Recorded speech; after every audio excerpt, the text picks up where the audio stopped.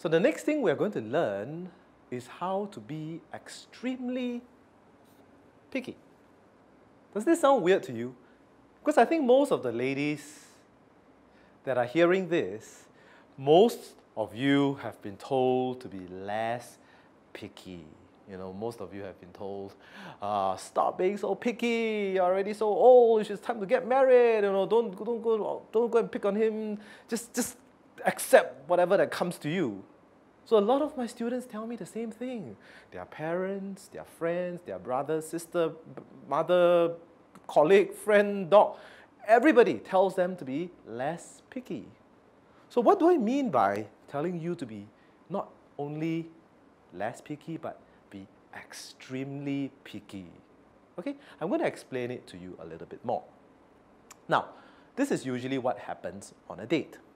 You go on a date and then you see a guy in front of you, or even when you go to an event and you see a guy in front of you. And the first thing that happens is you will judge a person based on what? Is it based on his character? Is it based on his history? Based on what he can do or what he can't do? Based on the way he speaks? All right? Maybe the way he speaks, but generally people judge based on the appearance, how he looks, how he dresses, how he moves, how his hair is tidy, how his face is reasonably good, kept well, how his shirts are reasonably correct sized. So these are the things that you judge the guys on. And if the guy looks terrible, then you'll say, oh, you know, I'm not going to go out with him. And if this guy looks fantastic, then you'll say, wow, you know, I'm going to go out with him. So I'm going to teach you how to be extremely picky now. And this is how the graph usually goes. So assuming there are two guys, guy A and guy B. And you look at looks first, of course, like I said, right? So you look at their looks, and guy A looks very good. Guy B, not so good. So in this case, who would you choose? No brainer. If it's me also, I would choose guy A. It's quite obvious. Now the question is, you need to understand that a lot of people make judgment based on their eyes. A lot of people make judgment based on how they see things. Now the question is, will a good-looking guy be a person that is a good boyfriend or even a good husband?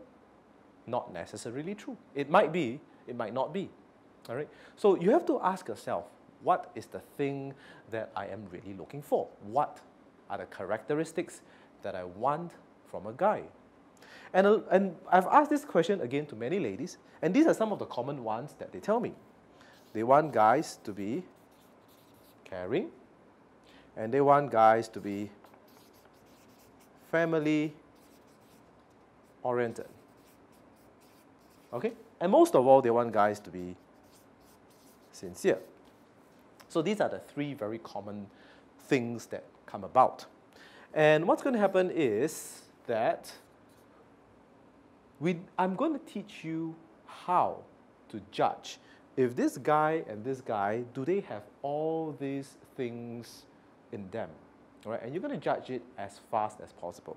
So, for example, if guy A looks very good, and typically guys who look very good are not very caring. So in terms of caring, if you know that he is very low, in terms of family-oriented, you know that he is very low. In terms of being sincere, you know that he's not just very low, he is zero, nothing. So he's not sincere, he's not very caring, he's not very family-oriented. He just looks good. Guy B, on the other hand, in terms of caring, usually ugly guys are very caring, so very high. Family-oriented, in terms of family-oriented, he's also very high. And in terms of being sincere, he is also very high. Now, when you look at the graph like this, which guy now seems more attractive? All right? I hope you're going to say guy B.